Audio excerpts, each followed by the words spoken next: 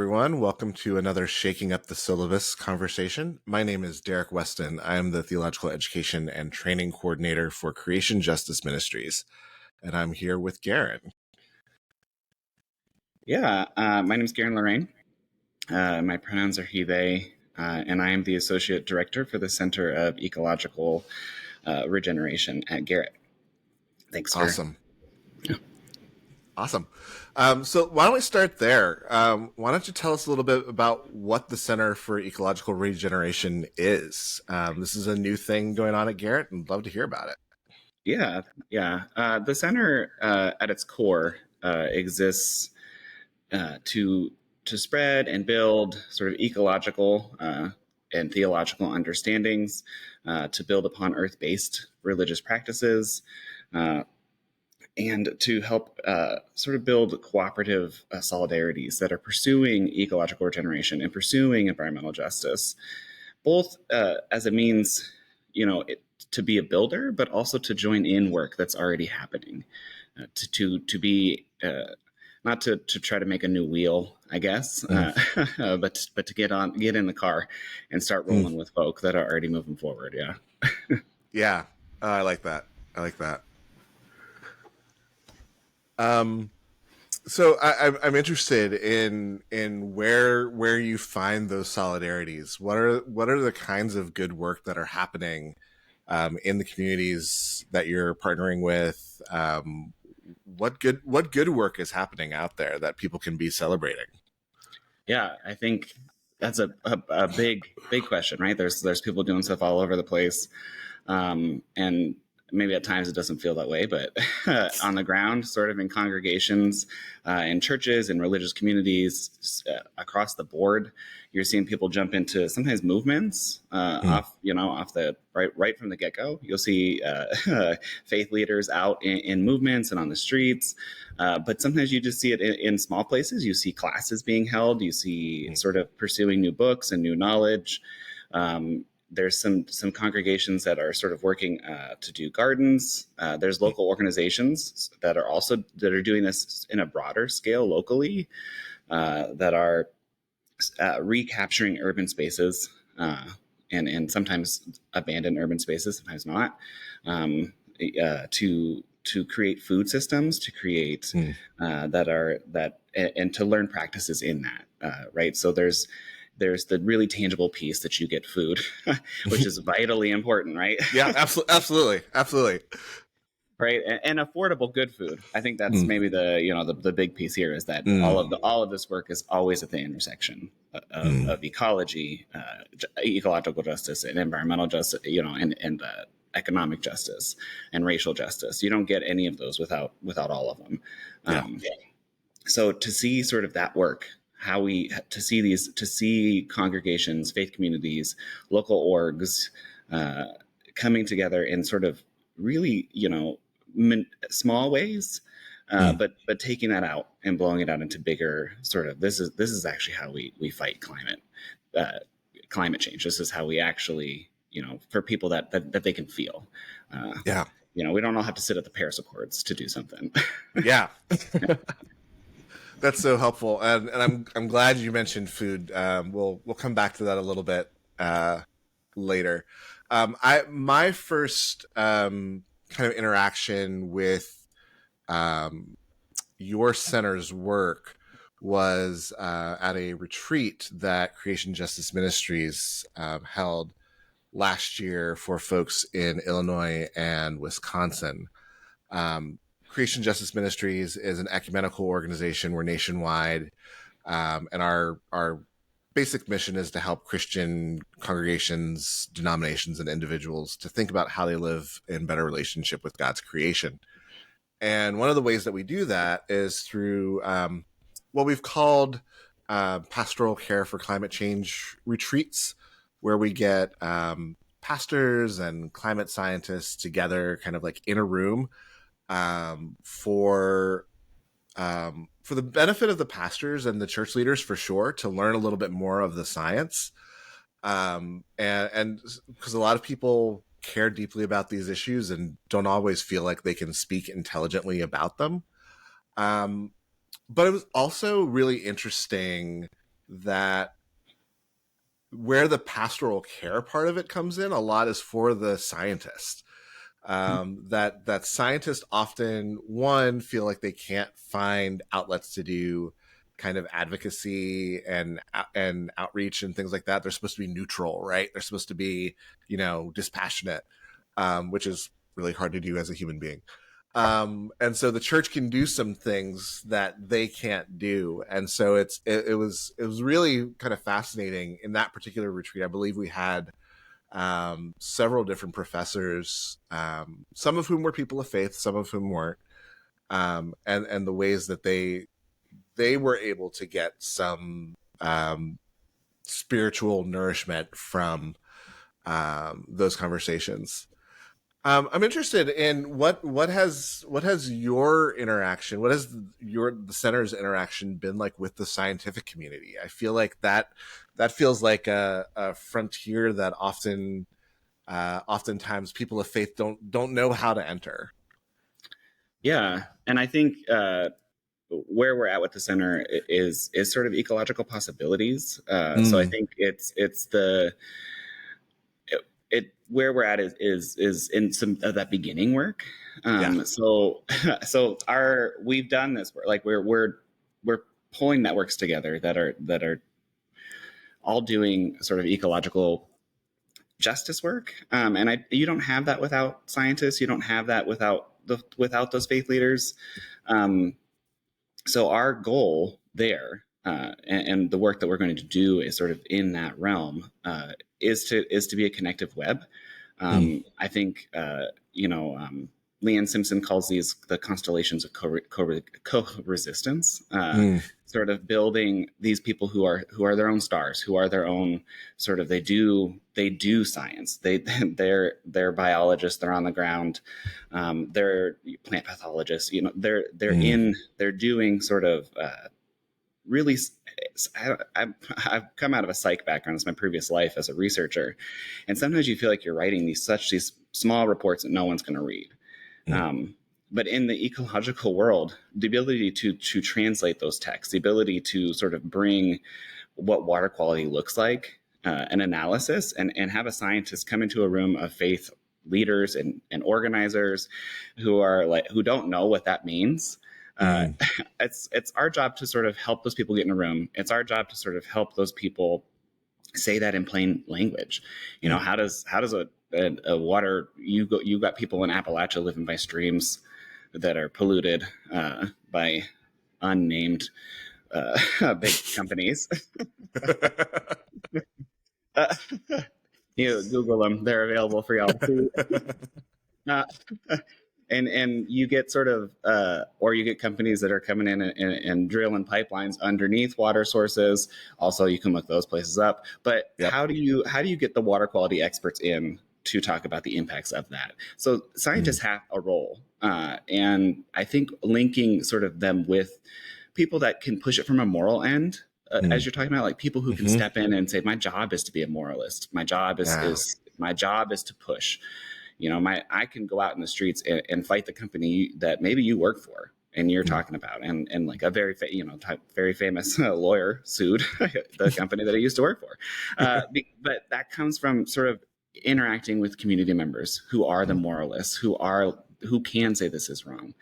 But you have to be able to translate. I've been in many rooms as an organizer where I don't know sort of what the biologist is talking about. And yep. but like I don't know what those numbers mean. I don't know what I don't know what parts per million mean. Like there's just sometimes it's so abstract, right? It's so small. But I think our job as the Center for Ecological Regeneration is to stand in the middle there and sort of push that forward. This is what it means. This is how you both organize. This is how both of those things are actually moral stances, even when you don't think they are. Even when it's so scientific that you think the scientific method has proven you that there's no morality here. Faith leaders come back and push and say, well, yeah, there is. Like and this is true for like pipelines. In your pipeline report, you talk about how many people in a square area can be blown up. That's a real stat. So there's morals there. Yes, absolutely. Yeah. Yeah. Oh, that's such a great way of putting that. And I think it's such an important space to be, where absolutely, I think so many of us as organizers, as clergy, even as just very concerned church leaders, will get the science, will see the science, and say, okay, I know that what you're saying is bad, but I don't know why, and I don't fully understand. And so help give me the vocabulary, to be able to interpret this to a congregation or to a community organization, a community development organization. Being able to make those connections just feels, um, absolutely crucial. Um, why? So I want to take a step backwards. Why do you do this work? Like, what brought you to this kind of work? Yeah, a long road through many previous lives. I think it feels like at times.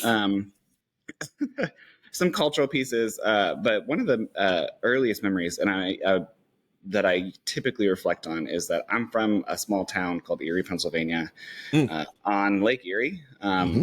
which is heavily polluted. Mm-hmm. And I remember not swimming. Sort of, there's these beautiful beaches there. People don't think that about the Great Lakes, but beautiful beaches. Plug for the Great Lakes. Um, but I remember swimming, and there was a paper mill, and watching sort of it just dump straight into the lake. Mm.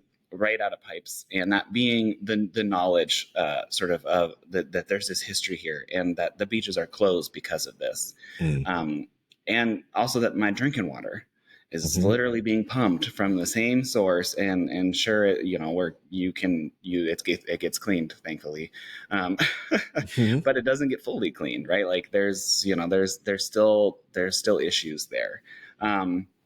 But sort of that's my earliest stuff. I was an organizer when I was young. Uh, I come from a history of a family who protests and fights back. But I did economic organizing, sort of with domestic workers early on, and then I got plugged into sort of faith and environmental justice organizing. I worked for the Virginia Interfaith Power and Light, Mm. sort of as they were fighting against two pipelines from I don't want to from an energy company, trying to be really like as vague as I can be, but it's so sort of standing with and going out to communities that are historically oppressed, and some of my own experience there, and then blending with the stories you hear from people, but also that resilience, like that piece where even in oppression, even when the whole world is sort of bears down on you, you're not willing to just go with the flow, like going with communities that could easily sell their land and leave, but are choosing instead to fight for place, to fight for land, to fight for sort of their own rights.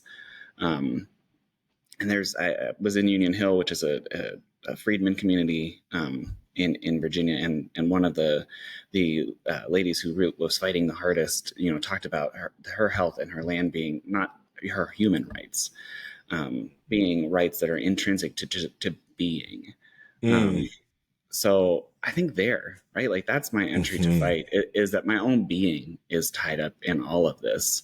Mm. Uh, how I show up, how I breathe, all of how I eat, how I get food, how I pay for food, how my community and my people continue their existence, is all tied up in this ecological fight. Mm. And then the blend sort of how the vast religious and spiritual practices enter in to that. How do we, bring people who have had, I mean, there's some historic power in some of these religious practices. There's some, so Sure. how do you For harness sure. some of that to push back against these harmful policies? So I jump in there. I find myself always learning with folk, Mm. and usually on a daily basis learn a new reason that I'm in the fight. And Mm. like, somebody's like, well, you've never thought about this. And I'm like, oh, you're right. Like, I think just 2 days ago, somebody was talking about the dust from tires, and breathing that in cities. And Mm. I thought, oh man, I've never thought about sort of the just the daily practice of commuting, uh, being death dealing, right, to folk, Yeah. right? Yeah. Yeah. Yeah. In a really practical way. Um, so a couple interesting points. We have Western Pennsylvania in common. Okay. I grew up in Pittsburgh, and I remember actually as a kid making trips up to Erie. Like that was kind of a day trip, and kind of being, I remember kind of like not going farther than just like putting your feet in the water. And so I have that image of Erie, and recognizing that there's been some improvement, that like when my kids go there now, that like it's not as discouraged for people to go into the water. Um, but growing up in Pittsburgh, I grew up with the stories of the steel mills, right? And like grew up with the stories of the steel mills, and there being a time when people would have to come home and change shirts in the middle of the day because of how much soot was in the air. And thinking about that, I was a child in the '80s, and the steel mills were just kind of on their decline, but there were still plenty of places where you could see the soot in the air. And I look at Pittsburgh now, and it's kind of a beautiful, green, clean air city. It's still got lots of ecological problems for sure, but as I've thought about my own journey, I think those stories of the way that Pittsburgh kind of turned around and reinvented itself, and the way that that can be a model for other Rust Belt steel towns, has always kind of inspired me. And so there's that point of connection. But what has brought me to my current work has actually been a few years of working really heavily on food issues and food justice. I've been co-hosting a podcast with my friend Anna, the Food and Faith podcast, and we recently wrote a book called The Just Kitchen, which is about the ways that we bring our ethics and our stories into cooking. And for me, food was kind of like the I kind of had this epiphany at one point that all of the justice issues I cared about, um, I could tie them to food in some way, whether it was ecological issues, whether it was racial justice issues, even like thinking about, food and land and the ways that um, gender issues and heteronormativity have been, the means through which we've tracked who can own land and who can use land. Like all the things that I cared about were connected to food. And so I just really started connecting with a lot of people who are doing great ministry and food justice work. And I'm interested in, as you think about the ecological possibilities in the center, where might food fit in with the possibilities? I mean, you've touched on it a little bit already, but where might food fit in as you think about where the center goes and how you explore these ecological possibilities? Yeah. And I think, I don't think I think that this is part of that, like having to get justice, that justice is holistic.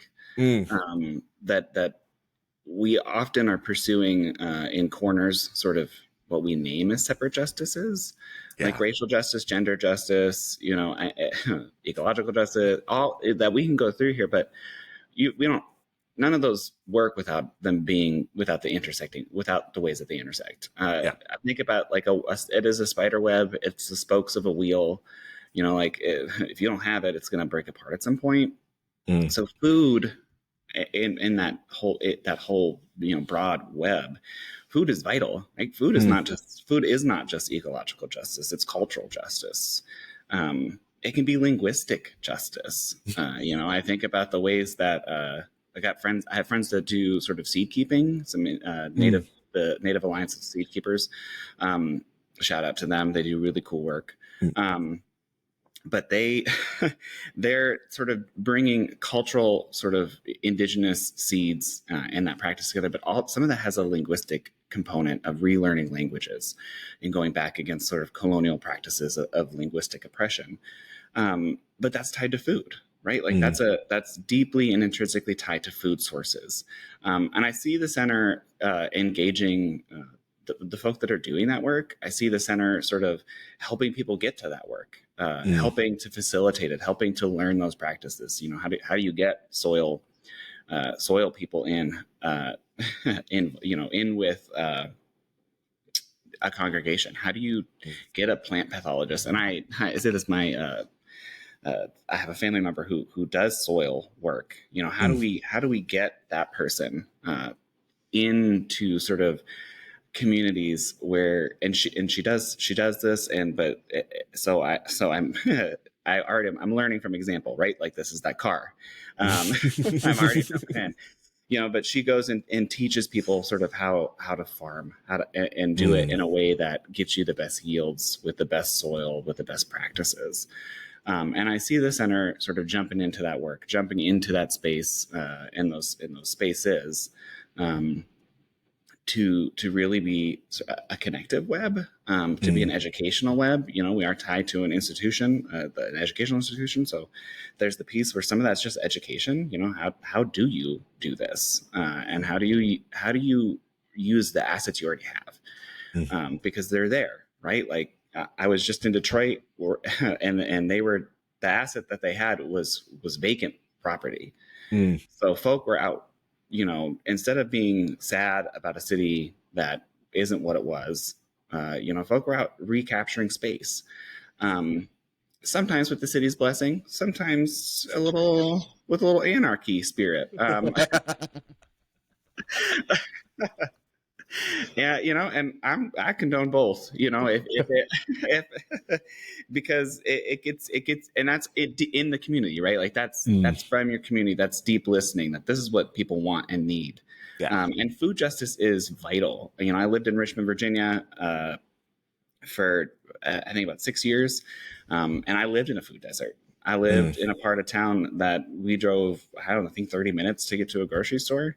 In a city, which is crazy. Yeah. Right. I will say there, though, it's interesting to see sort of the way that small places step in, small, like sometimes communities, sometimes churches, but sometimes even convenience stores, like the way that the way that our food cultures change, the way that sort of all of a sudden, and this is like from Richmond, all of a sudden we have like Hot Cheetos food culture where like we are where and I work with kids in this so where like Hot Cheetos become the currency of like an Uno game, you know. And all of a sudden, it's cool. Like a new culture's born. Like new practices are born, and it's really cool to see sort of that work. And I think about the ways that sort of those little daily practices really get us to food justice. And the center stepping into those spaces, bringing folk like you who are doing food work into even more spaces than you already are. Like, how do we continue to plug you into our networks? Because they're different networks, right? How do we utilize our assets to sort of do good work? And I firmly believe in that kind of organizing, where I am okay calling it organizing. Like that's what we're doing, right? Like we have these things. Let's leverage them. Yeah, I love that. And it's such a. I think the thing that I love about food as an entryway into, and I love what you said. It is sort of this one larger work of justice that is very intersectional, right? That is a lot of different avenues. But one of the things that I love about the food aspect of it is just how very tangible and practical and real it is for people. You know, it's very accessible in some ways, in a way that some other things maybe can just stay in the realm of ideas and stay in the realm of thoughts. When you're dealing with hot Cheetos as currency, it becomes it becomes very tangible. But a lot of my work has been at sort of the intersection of food and faith, and I'm really kind of curious about something that you said earlier, and kind of want to hear how you and how the center expands upon this, because I definitely think of food as an issue of faith, both in terms of um, access and production and all those sorts of things, but also just the deep symbolism that food has. And so you've mentioned sort of this touching on really the width and breadth of the religious spiritual tradition.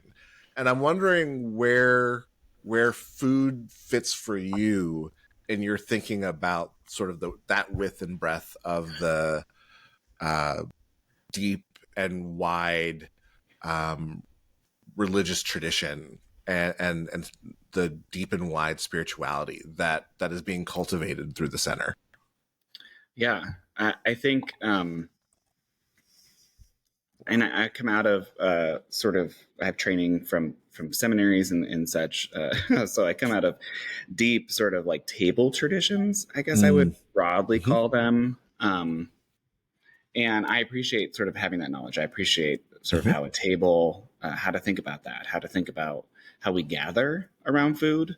And I think this is why that Uno thing sits with me, because like, right, we're doing a spiritual practice. I don't, those kids aren't going to name it that, and I'm not going to like name it for them. I don't want to do that work. But a piece of it is, right, like a piece of it is such a spiritual connection to place, to where we are, to where we are culturally, that I, and as it's trained sort of in psychology at any point, spirituality is such a big field, a big thought of how we function as humans, that I don't know, I sort of struggle to not think about it as integral to faith. Like I don't even know, how does faith grow without food? Does faith grow without the ability to even sit at a table with each other and communicate? There's lots of people that want us to gather over differences and to have conversations. But in my head, you got to feed people to do that. Because when you say something that somebody's wants to immediately push back on and not think, it's best that they have, some food in their mouth.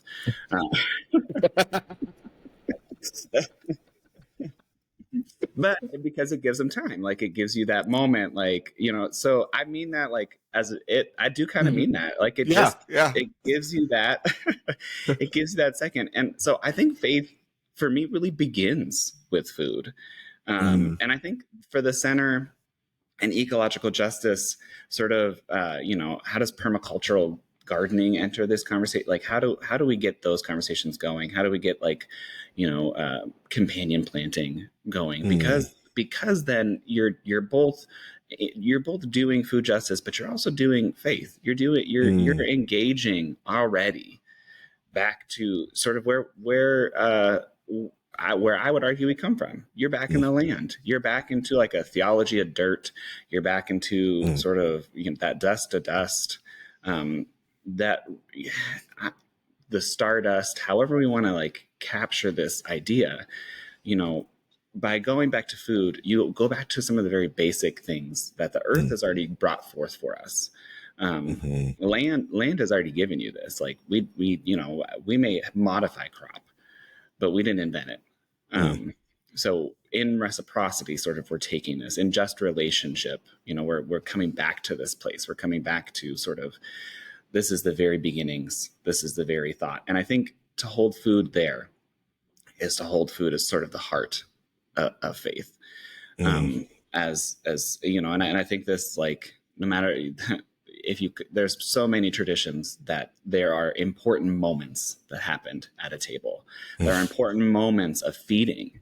There are important maybe some of the most vital moments are feeding, and I would invite sort of lots of faith communities to go back to that. Like, what is about feeding? Not just having a table, but feeding people as they come in, and institutions too. Like, as it's rooted in a seminary, how does the seminary feed people? Not just the intangibles. How do we feed students' minds, which is such a beautiful vague thought, but how do we tangibly give resources and food to actually nurture faith? So I don't know if I see them different. I don't know if I could articulate sort of, oh, this is how this work specifically does this, because I just see it as all coming from that. Even as we seek water justice, even as we seek educational thing, man, a lot of that comes back to feeding ourselves, in ways that aren't just ripping from the earth. Because then in the end, we're going to end up not feeding future generations. We're going to ruin it. That's right. So I think faith is that long view too. I think faith is the knowledge that feeding isn't a one-time act. So. Yeah. Oh man, there's so many things there that were just absolutely beautiful. I think, as well, a couple things, and the things that you have said really bring me back to my texts as a Christian. You kind of look at the world in which the Bible was written, and they were Ellen Davis, who is a professor at Duke Divinity, who's written a great book called Scripture, Culture, and Agriculture, which really helps us to see the agrarian context in which the Bible was written. In a conversation which I had with her on the podcast, she talked about the Bible being written to a hungry world, and that the writers and the early audience of the various parts of the Bible would have been people for whom the certainty of food isn't what it is for most of us in the Western culture. And so when food is provided, you have a window into God and God's provision and the divine provision for our lives and the sustaining of our being. I love what you said earlier about the right of being, right? And so the text is written in this context. And I also you brought up the point about feeding, and the fact that the feeding of the multitudes is in all four Gospels, and Jesus's birth isn't in all four Gospels. And depending on how you feel about the end of Mark, Jesus' resurrection isn't in all four Gospels. But that feeding story, those feeding stories, and sometimes in several of the Gospels, there's different versions of them. That's everywhere. That's in all of it. Like that was so like my interpretation of that was that feeding people was so central to the early church of what it meant to be a person of faith. What it meant to follow after the way of Jesus was to be feeding people. And so, yeah, I absolutely think I 1000% agree with you that like we need to come back to those texts and remember that is like core to who we are as people of faith. So one of the things, kind of along those lines, one of the things that I do in my work is a podcast called the Green Lectionary, where we look at a passage from the lectionary and we'll kind of look at it through an ecological lens, because again, the scripture was written in an agrarian society that was much closer to the land than what we are. I'm curious about what your take is on the ways that we approach our sacred text to do this work, the ways that we utilize our sacred text to use this work, the way we bring it in, or maybe even some of the ways that, as you think about it, the ways that our sacred texts might even work against us. Like what's the relationship in your work at the center and biblical text or whatever other sacred text you might want to gain some wisdom from? Yeah, I think, and part of this is sort of that the work of being in an institution, that predominantly trains, and this is a seminary, so it predominantly trains sort of Christians in the use of biblical texts.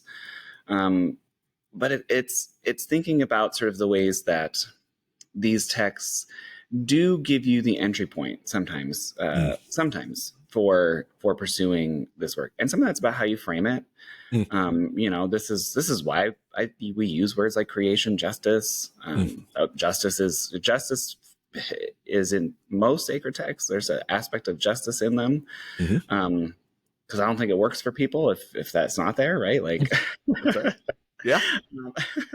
So I think it's sometimes it's dealing with, and there are texts of terror against the earth. There are those that exists, or they've been translated that way. Maybe we better frame it that way. Like, the translation could be a text of terror, and I've come up in my life and watched sort of Christians change the language from, like, stewardship and domination to sort of just relations, and like the way that sort of that's a training piece. So when, like, students come in and you're working, like, you're training sort of how you do translation of sacred texts, how you do sort of and how you deal with difficult things. How do you deal sort of with a passage that you find too hard, too much against, because this exists across all kinds of justice, right? Like, there's every realm is going to have to deal with some text that feels out of place or out of time. So I think it's training folk in that realm, training in regard to, like, the center's work. That's partially where we step in. Partially, how do we get students to rethink what an eco-theology is? Beyond sort of stewardship, how do we remind people, back to the food conversation, how do you remind people that, as you eat food and how you eat food, you're also doing economic justice. Somebody paid to plant that food, somebody harvests that food.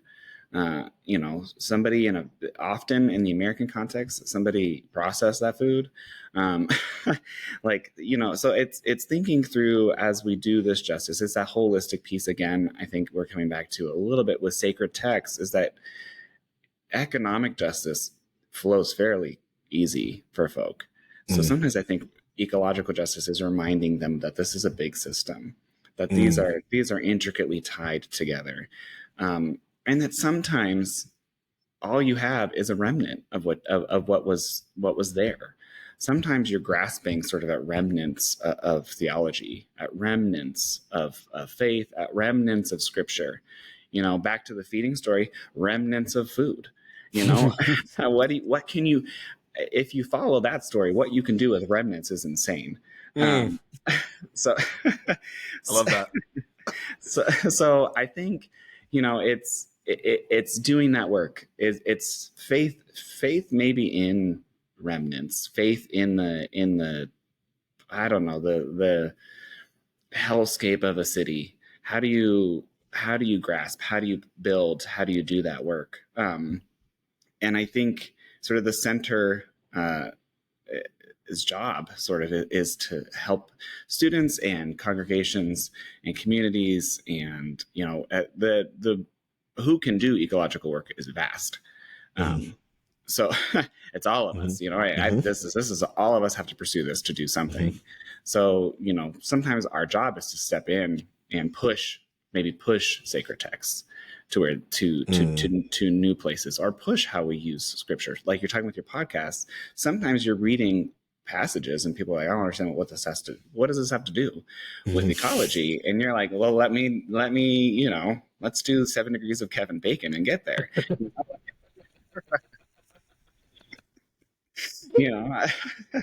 So I think it's being in that space, right? Yeah.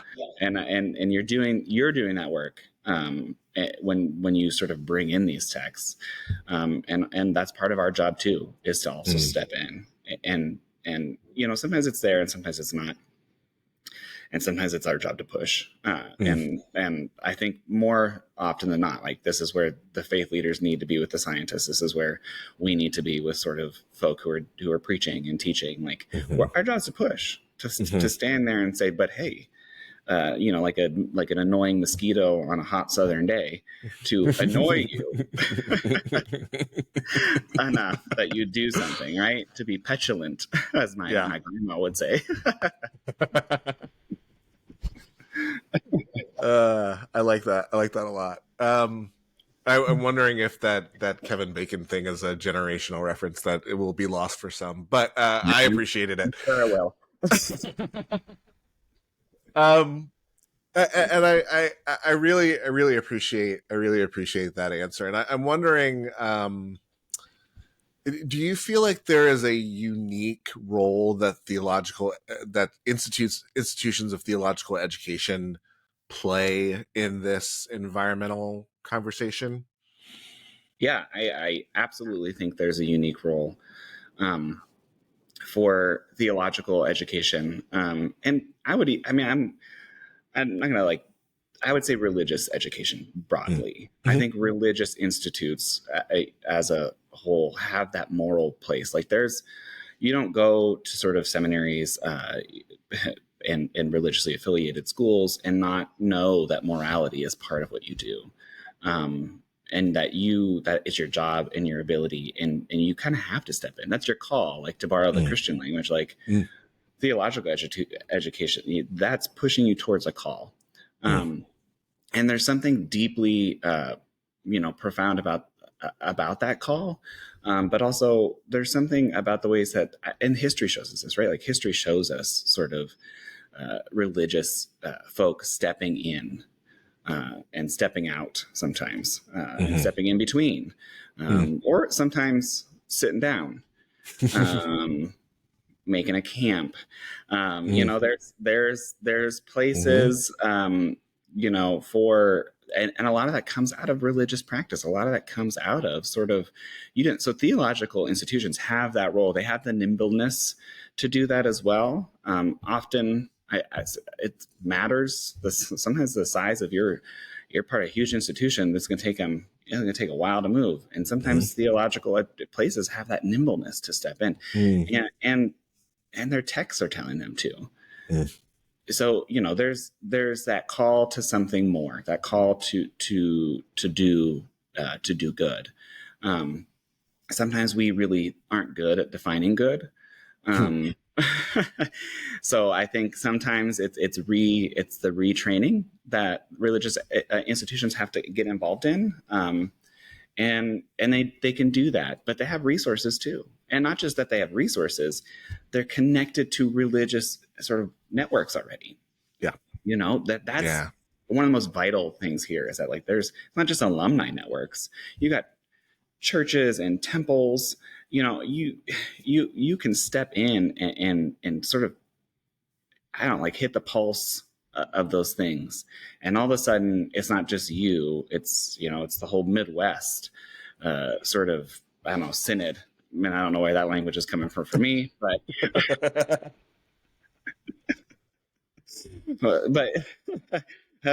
but you get like a grouping sort of that you've hit the pulse because you're already connected to that web.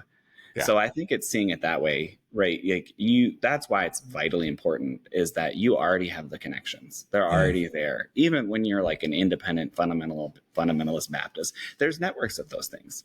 Yeah. So yeah, absolutely. so you have meetings, you have shared document, you're already doing sort of the really small things. And I think that sometimes this work gets lost in, like, the philosophical and grandeur, but, like, man, sometimes it's just that you have the email network. Oh, yes. Man, you got all those churches' emails, like, here. That's huge. That's huge. It's huge. And sometimes for, like, when you're doing institutional work, for students to know that too, like, oh, you are joining this network. this is you're part of that. So yeah, that's where I see sort of theological education has the call, the resources, and the nimbleness to step in and to do something. And sometimes the space. I got a friend who's like recapturing abandoned religious spaces for cool work. That's her whole, that's her whole call. So sometimes it's not even just like, you literally have the physical space. And sometimes for theology, it's getting back into just relation too with the where you sit. Did you displace people? How did you come about this? So it's thinking through all of those things, and I think that there's a really unique role sort of for theologians and churches and seminaries and divinity schools to all sort of step into. Yeah. Boy, and that's a whole other conversation I'd love to have with you at some point about church land and church space and the ways we use those in this conversation. But for the sake of time, you're new to your position, but you've kind of been in this world for a while. What about this work tires you out? Oh yeah. It's I try to remind and I have to do this constantly. I'm a deep introvert, doing people work, and I love humans and I want them to thrive, but it's tiring. That for me can be some of the most tiring pieces of this work. And sometimes when you lose, I have the privilege of being in a part of an org that helped get a big win, but also that we didn't win at all. Like there's stuff that I'm watching now. I just had some old organizer friends share me some, oh, look what we're losing. Lamenting, right? Like when you get into these networks, you need the folk to lament with. Talk about a theological practice. Yeah, absolutely. Right? Yeah, absolutely. Talk about remnants. You got to lament about what you're losing there. So I think it's important work. And I think being tired is important work. I think if you're not tired, my normal question is, what are you doing? So, because then are you working with people who are different? Are you working, are you lamenting the things that are lost? All those things are exhausting. Are you fighting against networks that are so well funded? It's the kind of money that, you think about the duck jumping into, and talking about dating myself. We got a Kevin Bacon reference and a Scrooge McDuck reference. I love it. Yeah. But that's exhausting. Yeah. You get a new person, and I remember there's a couple fights I've been in, and I thought, man, who are you? And it would be week after week after week, and it would be like me and my coworkers showing up, my co-organizers showing up, and it'd be like, oh man, you get somebody new each time. What is that? What is that kind of? So some of going against endless resources. Sometimes, when ideologies are so against what you're pursuing, that's hard work, and it's hard work to be in conversation with folk that sometimes don't want to recognize you. So I think, and maybe the bigger call is, do we need to be the person or and this is that network piece, can we plug in other network folk? But that tires me out.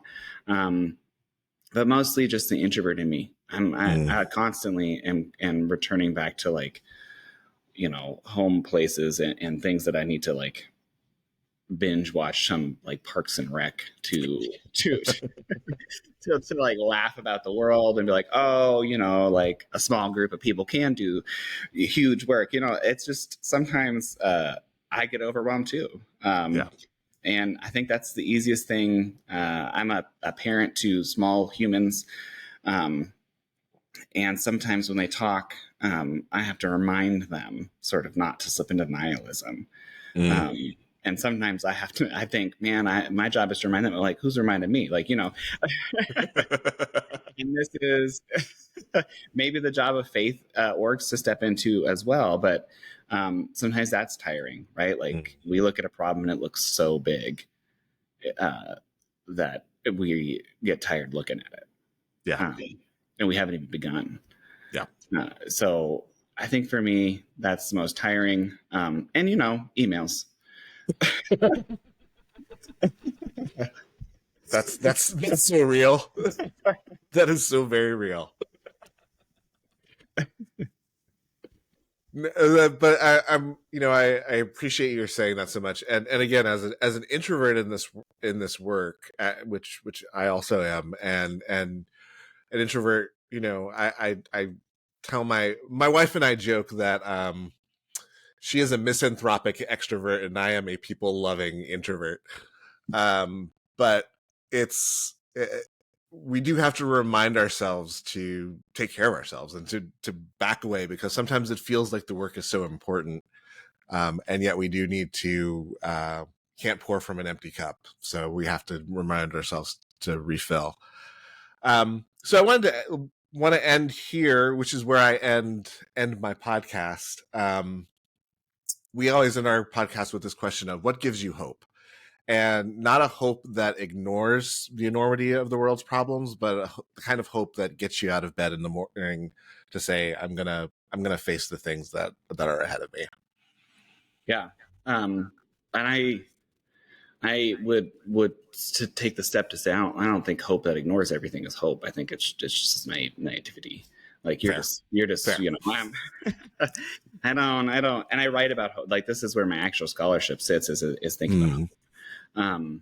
And thinking about hope from multiple places. But really, when I look out and I see what people do when they should be hopeless, when everything leads you to believe you should just throw the towel in, but they still create lives and art and beauty and joy.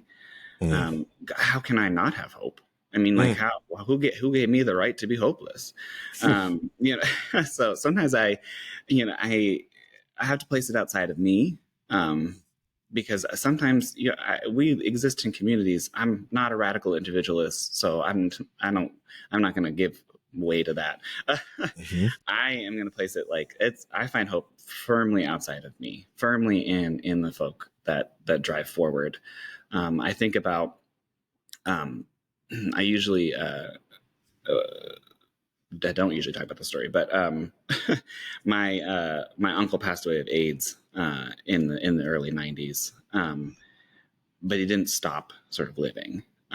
He didn't stop loving people. He didn't stop. He still went forth to work, and this is I think we're losing this is a different topic, but we're losing that generational thought in queer communities, sort of that link, and worldwide sort of there's like a generation of folk in the wake, to borrow from Christina Sharp, who looked at people who got death sentences, and went forward. Who gave me the right to not have hope? I think hope is complicated, but in the end, it lies in the fact that I don't think I have the right to not have it, and not just not have it, but like do something with it, because that's what I see hope do. I see hope create. Hope always, even like on the rim bones of nothingness, sort of hope is dancing, and it's creating, and it's making, and it's doing, and it's fighting. So it's not something we just talk about, and it's not something I just talk about, and it's rooted deeply for me, sort of in humans. Even when I'm an introvert, I have to turn to people. Yeah.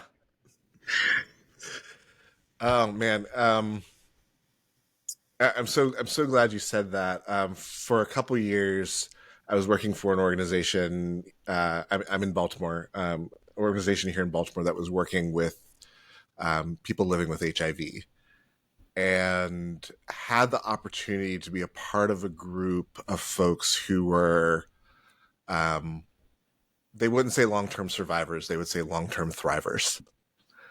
And the relationships that I built from that group completely redefined hope for me.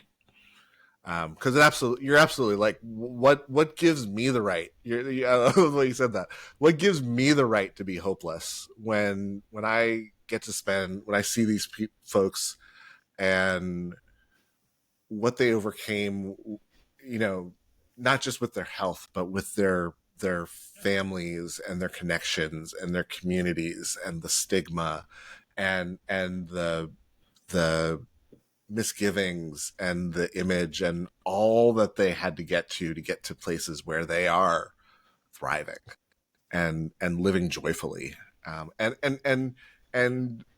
the folks who are most committed to making sure that other people don't go through what they went through, or the folks who survived, through those years in the 90s where it was a death sentence. And yeah, like that redefined hope for me. That those relationships and that experience redefined hope for me. So yeah, thank you. That actually, man, that brought me back to some dear people that I need to reconnect with. Geran, this was a lot of fun. Thank you so much for this conversation, for the opportunity to share a little bit about what's happening at the center, a little bit about what's happening in your world, and for me to get to share a little bit about what's happening in mine. And I hope that we get opportunities to reconnect on some future projects. Yeah, no, thank you. I enjoyed immensely learning about what you're doing, and to what we can do with the possibilities going forward. Yep. Yeah.